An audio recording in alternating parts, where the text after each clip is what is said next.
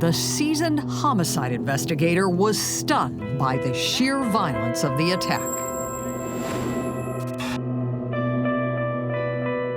What stood out to you?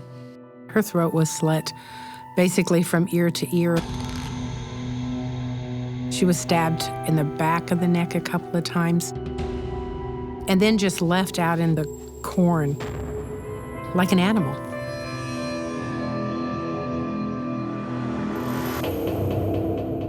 The freshness of the blood told investigators that the murder had taken place very recently. And the tire tracks on the access road let them know that the killer had driven far enough into the field to be certain there would be no witnesses.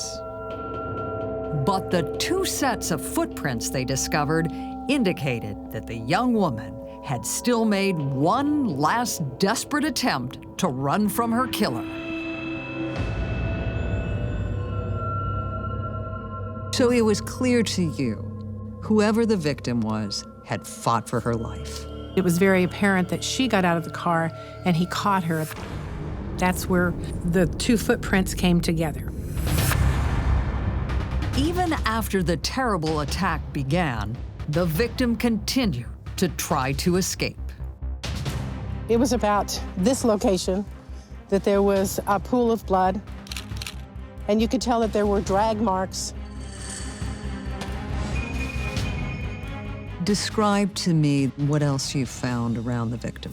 You could see some hand grabbing to the sand where she had pulled into the ground.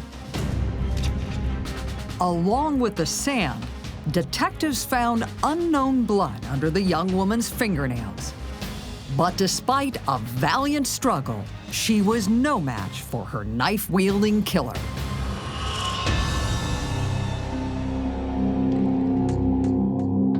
Her bra had been cut in the middle, her blouse pulled open, saturated with blood, but the lower portion of her body was pretty clear of blood.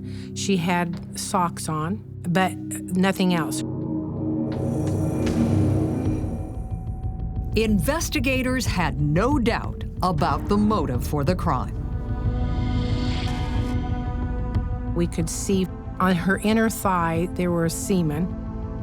Forensic experts ruled that the sexual assault had taken place after she was dead. For whoever had committed this crime, it was an enjoyment to smear a woman's body with blood and then to remove her clothing so that he could sexually satisfy himself. What did the sadistic nature of this attack suggest to you? Oh, an individual who has total disregard for humanity. There just isn't a word in the vocabulary that can address that kind of evilness.